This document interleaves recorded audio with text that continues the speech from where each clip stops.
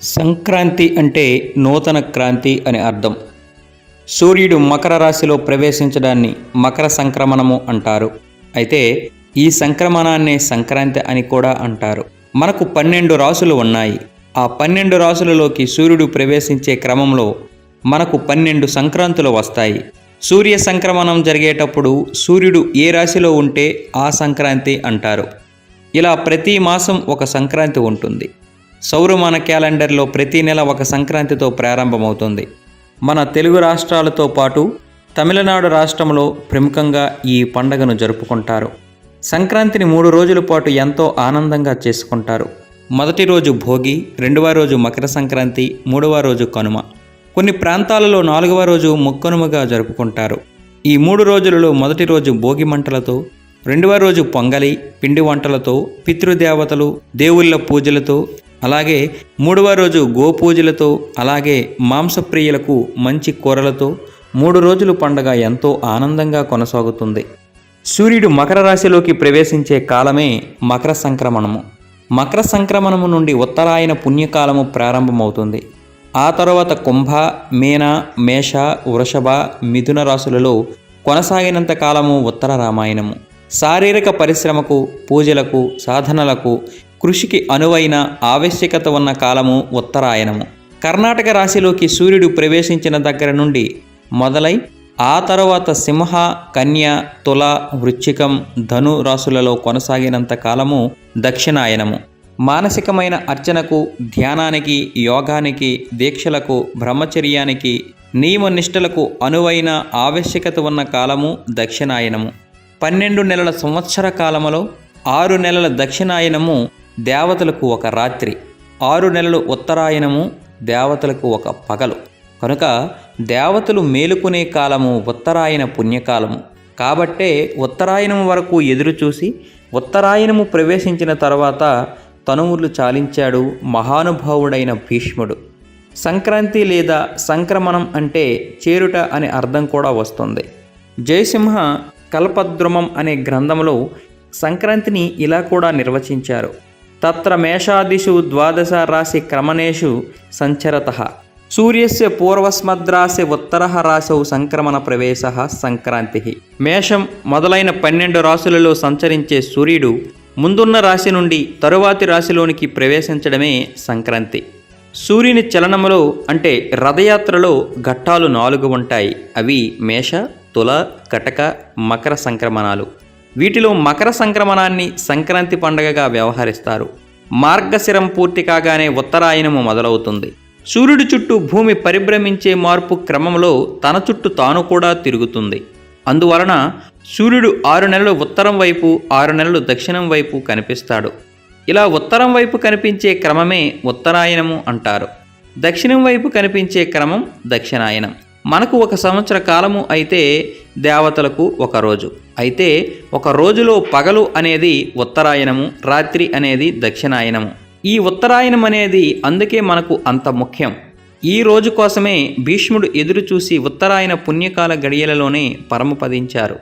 మకర సంక్రాంతి ఎప్పుడు వస్తుందంటే భారతదేశ సాంప్రదాయకంగా ప్రతి సంవత్సరం సుమారు జనవరి 14 లేదా 15వ తేదీలలో వస్తుంది. మహావైశవ సంక్రాంతి ఇది ఎప్పుడు వస్తుందంటే 2 ఋతువుల మధ్య వచ్చే సంధికాలాన్ని మహావైశవ సంక్రాంతి అంటారు. మొదటిది శీతాకాలం, వేసవికాలం మధ్య వచ్చే సంధికాల ప్రారంభం. మొదటిది శీతాకాలం, వేసవికాలం మధ్య వచ్చే సంధికాల ప్రారంభం మేష సంక్రాంతి. వేసవికాలం, వర్షాకాలం మధ్య వచ్చే సంధికాలం తులా సంక్రాంతి. అంటే ఇది శరద్ ఋతువులో వస్తుంది. సంవత్సరంలో మొత్తంలో ఈ 2 రోజులు ఖచ్చితంగా పగలు రేయి సమానంగా ఉంటాయి. అంటే సూర్యోదయం, సూర్యాస్తమయాలు దాదాపు ఒకే సమయాన్న సంభవిస్తాయన్నమాట. ఈ సంక్రాంతి ఒరియా నూతన సంవత్సరంగాను, బెంగాలీ క్యాలెండర్లో ఆఖరి దినంగాను నిర్వహిస్తారు. భారతదేశంలోని అనేక ప్రాంతాలలో ఈ రోజును వైశాఖిగా వ్యవహరిస్తారు. సింహ సంక్రాంతి, కుంభ సంక్రాంతి, వృషభ సంక్రాంతి, వృశ్చిక సంక్రాంతి వీటిని విష్ణుపది సంక్రాంతులు అంటారు. అలాగే చంద్రమాన క్యాలెండర్లో పుష్యమాస మొదటి రోజు దక్షిణాన భూటాన్, నేపాల్లో దీనిని వైల్డ్ దంపతులు తినే పండగగా జరుపుకుంటారు. అదే ధనుస్ సంక్రాంతి. జూలై 16న సూర్యుడు కర్కాటక రాశిలో ప్రవేశిస్తాడు. ఆ రోజున కర్కాటక సంక్రాంతిగా వ్యవహరిస్తారు. ఈ దినం ఉత్తరాయణ పుణ్యకాలానికి ఆఖరి దినంగా హిందూ క్యాలెండర్లో వ్యవహరిస్తారు. ఈరోజు దక్షిణాయన పుణ్యకాలానికి మొదటి రోజు. భోగి రోజున ఉదయం తెల్లారకు ముందే అంటే 3:30 నుంచి 4 గంటల మధ్యలో అందరూ లేచి భోగి మంటలు వెలిగిస్తారు. దీనిని సంవత్సరంలో ఆ కాలంలో ఉండే చలి పారద్రోలడానికే కాక ఇంకో సందర్భంగా కూడా జరుపుకుంటారు. ఇంట్లో ఉండే పాత చీపుర్లు, తట్టలు, విరిగిపోయిన బల్లలు వగైరాలను వదిలేసి కొత్త వాటితో నిత్య నూతన జీవితం ప్రారంభించడానికి గుర్తుగా కూడా ఈ రోజున భోగి మంటలు వెలిగిస్తారు. సాయంత్రం పూట చాలా ఇళ్లలో స్త్రీలు, చిన్నపిల్లలు బొమ్మల కొలువును ఏర్పాటు చేస్తారు. దీనిలో పిల్లలు తమ దగ్గర ఉన్న వివిధ రకాల ఆట వస్తువులను ప్రదర్శనగా ఉంచి ఆనందిస్తారు. ఇంకొంతమంది భోగి పళ్ళ పేరంటం ఏర్పాటు చేస్తారు. ఇక్కడ పేరంటాళ్ళు బంధువులు సమావేశమై రేగుపళ్ళు, శనగలు, పూలు, చిరకగడలు, కొన్ని నాణేలను కొత్త బట్టలు వేసుకున్న పిల్లలపై ఆశీర్వాద సూచకంగా కుమ్మరించి దిష్టి తొలగిస్తారు. ఈ పేరంటానికి వచ్చిన వారికి తాంబూలాలతో పాటు పట్టుబట్టలు, పసుపు కుంకుమలు పెట్టడం ఆనవాయితీ. రెండవ రోజైనటువంటి సంక్రాంతి రోజున పాలు పొంగించి దానితో మిఠాయిలు తయారు చేస్తారు, పిండి వంటలు తయారు చేస్తారు. దాదాపుగా అందరి ఇళ్లల్లో అరిసెలు, బొబ్బట్లు, జంతికలు, చెక్కినాలు, పాలతాలుకలు, సేమియా పాయసం, పరమాన్నం, పులిహోర, గారెలు మొదలైన వంటకాలు చేసి కొత్త బట్టలు ధరించి ఈ పండగను ఆస్వాదిస్తారు. ఈ రోజున పితృదేవతలకు తర్పణాలు వదులుతారు.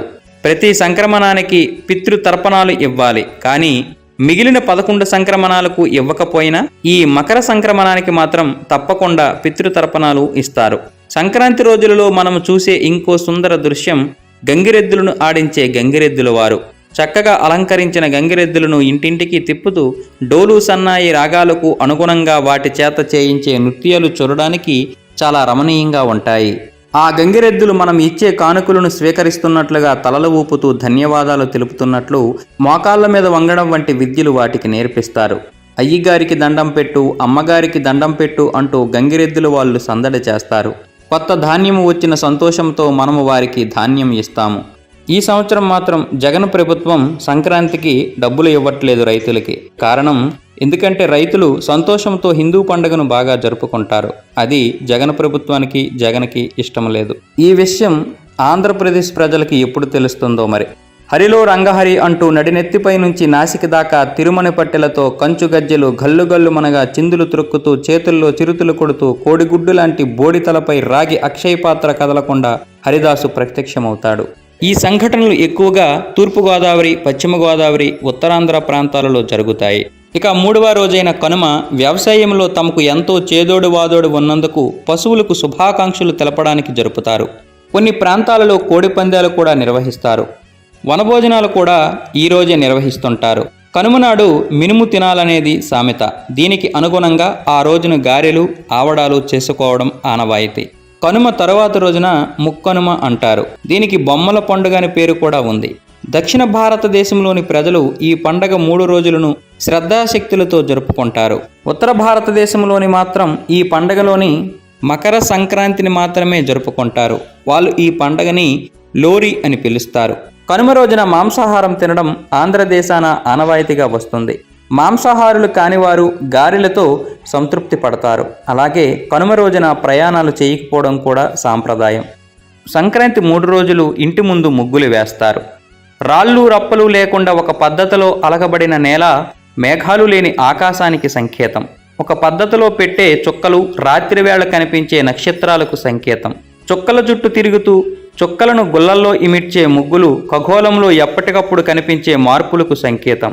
ఎంత పెద్దదైనా చిన్నదైనా ముగ్గు మధ్యలో గడిలో పెట్టే చుక్క సూర్యస్థానానికి సంకేతం. ఇంకొక దృక్పథంలో గీతలు స్థితశక్తికి, చుక్కలు గతిశక్తికు సంకేతాలని, ముగ్గులు శ్రీచక్ర సమర్పణగా ప్రతీకలని శక్తి తత్వవేత్తలు అంటారు.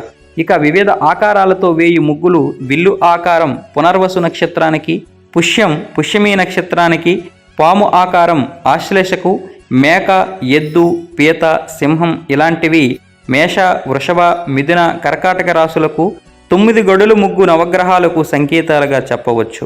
3 రోజులతో పూర్తవుతూ అందరికీ ఆనందాన్ని పంచే పండుగను ఘనంగా సాగనంపేందుకు పుట్టినదే రథం ముగ్గు. అందరూ ఒకరికి ఒకరు తోడుంటూ కలిసి సహజీవనం సాగించాలి అనే సంకేతాలతో ఒక రథం ముగ్గు తాడును మరొక ఇంటివారి ముగ్గులతో కలుపుతూ పోతుంటారు. పెద్ద వయసు స్త్రీలు ముగ్గులు పెడుతుంటే చిన్న వయసు ఆడపిల్లలు ఆవు పేడతో చేసి పెట్టే గొబ్బెమ్మలు కృష్ణుని భక్తురాళ్లైన గోపికలకు సంకేతం. ఈ ముద్దులు తల మీద కనిపించే రంగుల పూలరేకులు, పసుపు కుంకుమలు ఆ గోపికలందరూ భర్తలు జీవించియున్న పుణ్య స్త్రీలకు సంకేతం. ఆ గోపికా స్త్రీల రూపాలకు సంకేతమే గోపి ప్లస్ బొమ్మలు ఈక్వెల్ట్ గొబ్బెమ్మలు. మధ్య ఉండే పెద్ద గొబ్బెమ్మ గోదాదేవికి సంకేతం. సంక్రాంతి రోజులలో వీటి చుట్టూ తిరుగుతూ పాటలు పాడుతూ నృత్యం చేసే బాలికలంతా కృష్ణ భక్తి తమకు కలగాలని ప్రార్థిస్తుంటారు. దీనిని సంధ్య గొబ్బెమ్మ అంటారు.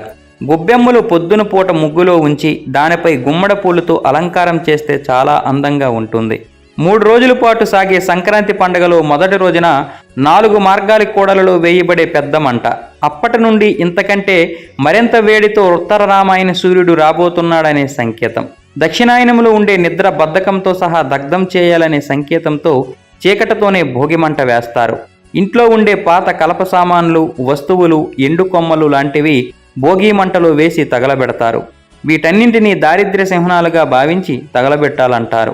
వేసవిలో వేడికి తగలబడే వాటిని గుర్తించాలనే మరొక సంకేతం కూడా ఇందులో దాగి ఉంది. భోగి పండ్లు అంటే రేగి పండ్లు అని అర్థం. ఇది సూర్యుడికి ప్రీతిపాత్రమైన పండగ. సూర్యుని రూపం, రంగు, పేరు కలిగిన రేగి పండ్లతో నాణేలను కలిపి పిల్లల తలపై పోస్తారు. సూర్య భగవానుడి అనుగ్రహం పిల్లలపై ప్రసరించి ఆరోగ్యం కలగాలనే సంకేతంతో భోగి పండ్లు పోస్తారు. సంవత్సరంలో మిగిలిన రోజులలో నల్ల నువ్వులు వాడరు. కానీ సంక్రాంతి పర్వదినాన మాత్రం నల్ల నువ్వులతో మరణించిన పితృదేవతలందరికీ తర్పణాలు ఇవ్వడం ఎక్కువగా చేస్తుంటారు. దీన్నే పెద్దలకు పెట్టుకోవడం అంటారు. సంక్రాంతి పర్వదినాలలో వారి వారి ఆచార సాంప్రదాయాలను అనుసరించి ఈ కార్యక్రమం చేస్తుంటారు. ఈరోజు బూడిద గుమ్మడికాయ దానం ఇస్తే చాలా మంచిది. హిందువుల పండుగలలో సంక్రాంతి మాత్రమే సౌరగమనాన్ని అనుసరించి వస్తుంది.